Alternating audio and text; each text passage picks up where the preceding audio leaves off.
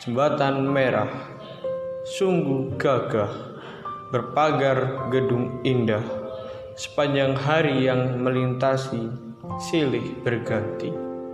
Sepenggal lirik langgam yang berjudul Jembatan Merah, ciptaan Gesang ini menggambarkan kondisi Jembatan Merah saat ini.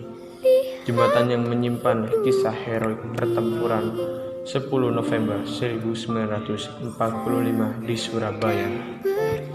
Membujur di tengah gedung-gedung yang syarat akan sejarah, jembatan ini masih terjaga hingga kini.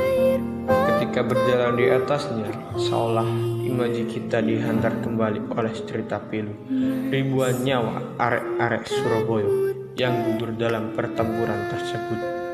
Kawasan Jembatan Merah merupakan daerah perniagaan yang mulai berkembang sebagai akibat dari perjanjian Pakubuwono II dari Mataram dengan VOC pada 11 November 1743. Dalam perjanjian itu, sebagian daerah pantai utara termasuk Surabaya diserahkan penguasaannya kepada VOC.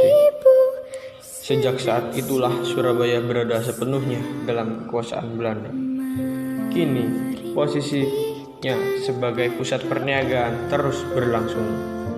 Di sekitar jembatan terdapat indikator-indikator ekonomi, termasuk salah satunya Plaza Jembatan Merah dan kawasan wisata Kota Tua Surabaya, di mana terdapat juga di daerah sekitar bangunan-bangunan tua Surabaya yang bersejarah juga. Perubahan fisiknya terjadi sekitar tahun 1890-an. Sekitar pagar pembatasnya dengan sungai diubah dari kayu menjadi besi. Kini kondisi jembatan yang menghubungkan Jalan Rajawali dan Jalan Kembang Jemput di sisi utara Surabaya itu hampir sama persis dengan jembatan lainnya. Pembedanya hanyalah warna merah. Riwayat Jembatan Merah dari dulu hingga kini adalah tempat silih berganti yang melintas di atasnya di kota Surabaya. Namun, tercatat dalam sejarah pada era VOC, jembatan ini begitu vital, merupakan sarana perhubungan melewati Kalimas, yaitu pecahan Sungai Berantas yang berhulu di Mojokerto, ke arah gedung Kepresidenan Surabaya yang kini sudah tak ada lagi.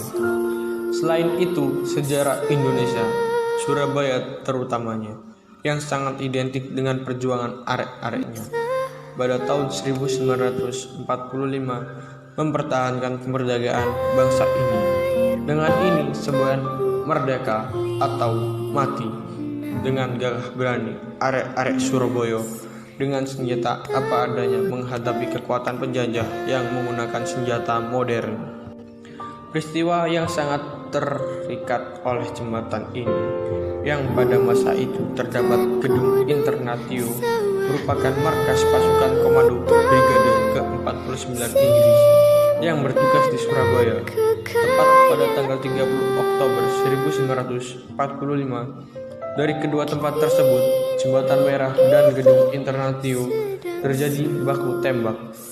Bertumpah darah arek-arek Surabaya yang membuat di daerah jembatan tersebut menjadi lautan darah segar, yang dimana banyak baku tembak yang terjadi, dan akhirnya jembatan tersebut dinamakan Jembatan Merah Surabaya, yang mengakibatkan tewasnya Brigjen Malabi, salah satu anggota kontak komisi. Peristiwa tersebut menjadi besar dan cukup memakan korban, karena baru pada tanggal tersebut di siang harinya telah diadakan atau ditandatangani surat perjanjian gencatan senjata antara Presiden Republik Indonesia Soekarno dan Panglima Divisi 23 Maijen Hautron.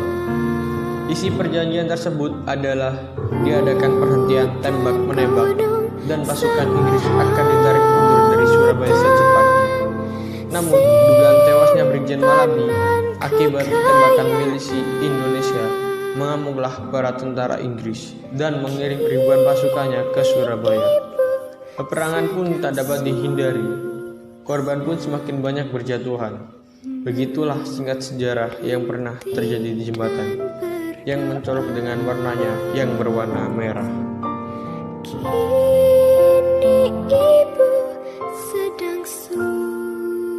Isi perjanjian tersebut adalah diadakan perhentian tembak-menembak dan pasukan Inggris akan ditarik mundur dari Surabaya secepatnya. Namun, dugaan tewasnya Brigjen Malabi akibat tembakan milisi Indonesia mengamuklah para tentara Inggris dan mengirim ribuan pasukannya ke Surabaya. Peperangan pun tak dapat dihindari. Korban pun semakin banyak berjatuhan. Begitulah singkat sejarah yang pernah terjadi di jembatan yang mencolok dengan warnanya yang berwarna merah.